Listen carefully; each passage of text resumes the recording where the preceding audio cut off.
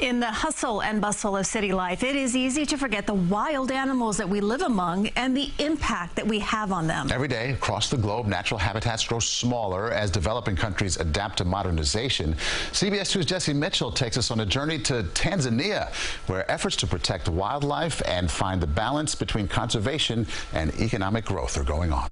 I'm in Tanzania, home of some of the most famous wild landscapes in the world. A third of this country is protected, and the government here is looking to the future by leaving things exactly how they were in the past. In the Ngorongoro crater, most animals spend their entire lives inside these tall mountain walls. The breathtaking beauty of lake and jungle combine to create an oasis, untouched by the modern world. Where are you going, guys? The simple roads, carved out by elephants ages ago. But as the mountain moves seamlessly into the savanna of the Serengeti, even those at the top of the food chain still have to beware. Despite best efforts to patrol for poachers, black market demand prevails, and big game hunting remains legal in certain areas. For older male animals no longer able to mate. Veteran safari guide Otto Malanda learned to track animals from his uncle, who still leads tourists on hunts. I just wanted me to train to become a hunter. But Malanda found his livelihood and passion protecting the animals, sharing his excitement to observe with the tourists he serves. This time of the day, they're coming here to drink. He has to follow strict protocols, as do all licensed to work on government-protected lands. Tent camps set up inside the Serengeti have to move within 2 years to avoid permanent damage to the landscape. On our quest, the elusive black rhino shows the impact humans have had. Today we don't see it because of the poachers fully hunting. Some groups estimate fewer than 100 wild rhinos exist in Tanzania today. No park boundaries means animals roam free, but so do poachers. Rangers remain on constant patrol. We have these rangers who are trying to protect the area from all this. That's a hard job. Of course it is. It's a very, very difficult job, but they're trying their best.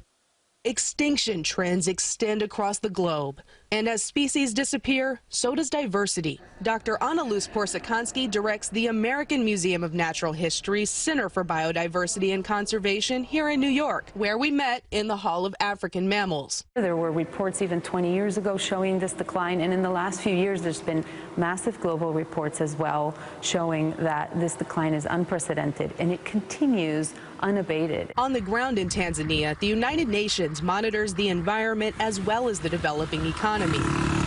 UN resident coordinators Latson Malicic. We know that with climate change, things are not getting better, they're getting worse. It's happening everywhere. 70% of natural disasters in Tanzania are attributed to climate change. In 2016, the UN budgeted $1.7 billion towards 17 sustainable development goals for Tanzania, which focus on supporting the climate and life, both human and animal.